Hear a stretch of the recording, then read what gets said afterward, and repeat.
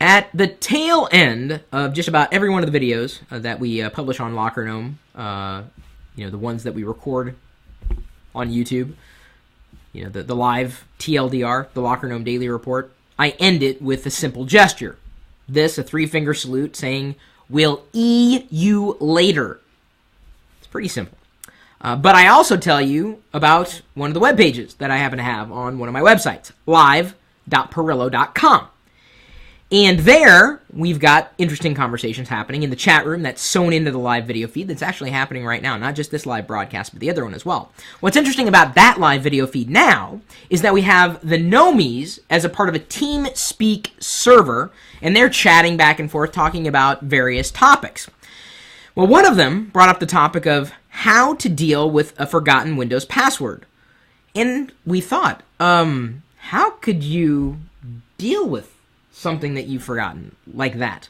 Imagine if you hadn't used a PC for so long and you forgot the password that you set up for it. You couldn't get back in there, even if you needed to get back in there. And there are ways to work around the problem. Of course, my number one suggestion is use the same password in your home computers, not necessarily on your notebook computers, the computers that you would take away from the house, or at least have a user account that you set up on those computers that you know the password to and that you're going to remember throughout the years.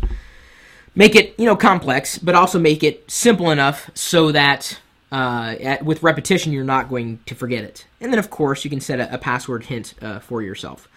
There are some suggestions we make for recovering the data from that computer if you can't remember that Windows password, including using Ubuntu. I don't know if you'd consider that. There are different instructions for 32-bit Windows or 64-bit versions of Windows.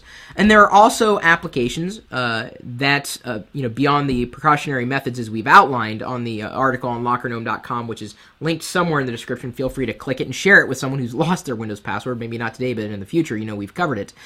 There's Oathcrack. You can create a live CD for it, boot from it. Now, here's the thing. That should scare you. Because if you can use software to get to a forgotten Windows password, you're using it for legitimate reasons. Someone, yourself included, and I would never condone this kind of practice, could use it for illegitimate reasons. Setting up several security measures are important. It's not just a password. You've got to put several measures in place when it comes to protecting your data, your sensitive data, things that you wouldn't want the world to know. And we've listed a couple of other preventative measures. My recommendation, though, is that you don't do like what my dad did that one day and pulled out his little piece of paper and showed it to the world, and all the passwords were on that piece of paper. And I even asked him beforehand, I'm like, do you have anything on there?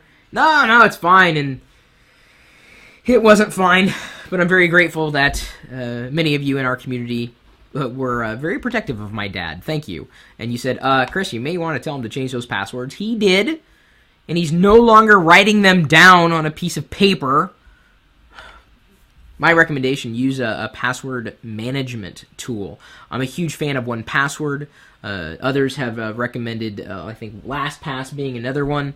It doesn't really matter which one you choose. You're going to have a favorite after trying a few of them. Hopefully you've tried a few of them, whether you pay for them or you get them for free. The bottom line is there are ways to recover that Windows password without having to reformat. So keep that in mind the next time this happens to you or someone you know.